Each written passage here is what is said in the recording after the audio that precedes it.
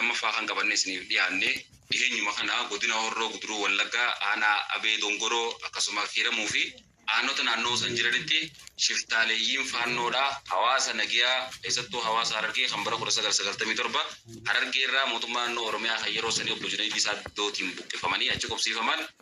nama 30 guutuu bakka takkatti rashananii nama 20 ol madeessanii kaan ammoo hawaasa keef qabeenya isaanii irraa buqqaasanii daaraa godhan hawaasa kana gartee ajjeesanii qofan dhiifne akka gartee ilmi namaa irraa sookannaa'utti lubbuu namaa akka qushaashaatti walitti qabanii bitataqanii gubanii lafee namaa hawaasni walitti qabee walaa jira jechuudha. Asirratti ol fiduudhaa fi pilaatfoormiin kun oguruu nama lawaan san. Ilma namaa gartee ibiddi nyaatee fixeeteeti callaawee akka nama qabdee isaa baasaniitti akkanatti wantaan madaabaraa mucaa kana walitti qabanii sharaarra gannaqanii duranii qabee qotanii awwaalaa jiranii.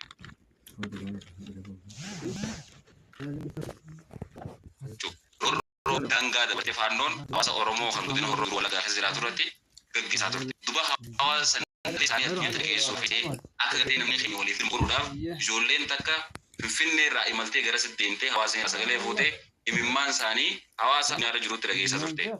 Bulchiinsi godina horroo guduruu wallaggaa Dimata kau sama saja non fit aja entah si pulut agar tiga seti malani tiga segi midang ada tiga segi tawan ada tiga segi boleh kau itu gure selama kan kita abadi negenya awal seni ego abu bulcin sa godina horroo guduruu wallaggaa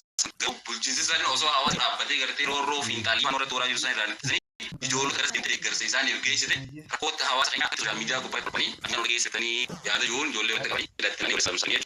terkam finger te motum maraf merkhana motum man negenya hawas tidak abu dah kamu nemu terko hawas tidak dirmat ni dah guru amma wacha sani wajibate kontes din mun fakat rako hage isa jiru ka amgrati motumma na miti jaba amma kenya bicara sen tana fita jiru ligoni namno somale tv beltot mumangaru mor wan sat yefanno khanne ummata qaamatum fita san sura mota haasa gargaarsa isan kana hiru da kana dulsu da isan kana ka hawas